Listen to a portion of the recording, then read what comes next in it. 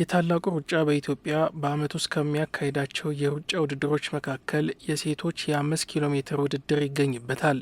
በዘንድሮውም ዓመት በመላ ኑሪ በኮንፊደንስ ሩጪ በሚል መሪ ቃል የሴቶች የ5 ኪሎ ሜትር የሩጫ ውድድር መጋቢት 13 2018 እንደሚከናወን ተገልጿል። ውድድሩ የኢትዮጵያን ሴቶች ስኬት በማብሰርና ለሌሎች ተምሳሌት በማድረግ 23 ዓመታትን ተጉዟል። የውድድሩ ዋና ዓላማና የተጀመረበት ዋነኛው ምክንያት የሴቶችን አቺቭመንት እናወድስ በሚል ነው።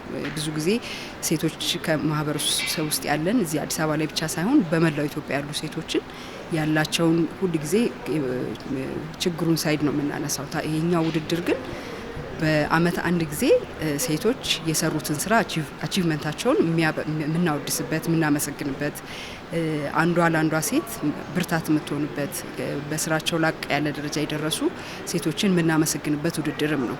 ውድድሩን የጀመርነው መሰረት ደፋር ሲድኒ ላይ ያሸነፈች አመት ነው በ2004። የዚህ ውድድርም አምባሳደር አትሌት መሰረት ደፋር ናት።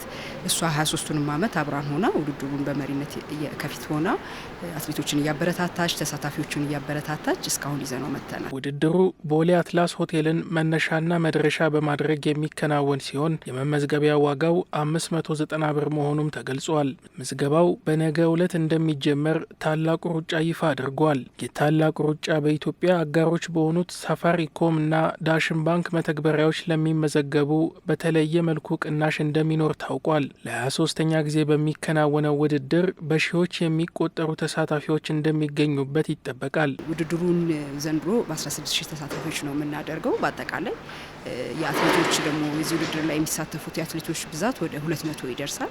ሴቶች ብቻ አትሌቶች፣ ታዳጊ አትሌቶች ውድድሩ ላይ መጥተው ውድድሩ እንዲሳተፉ እናደርጋለን።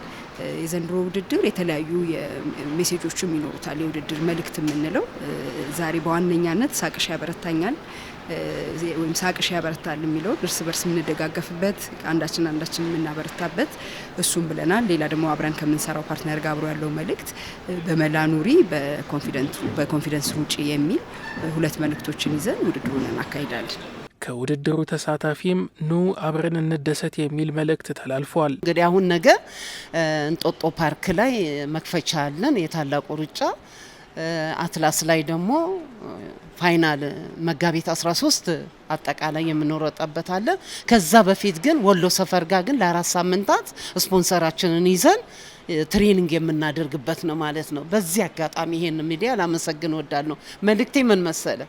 እንውጣ፣ እንታይ፣ ኢትዮጵያዊነትን ሆኖ መገኘት ሳቅሽ ያበረታታኛል እና አሪፍ ነው፣ መልካም ነው።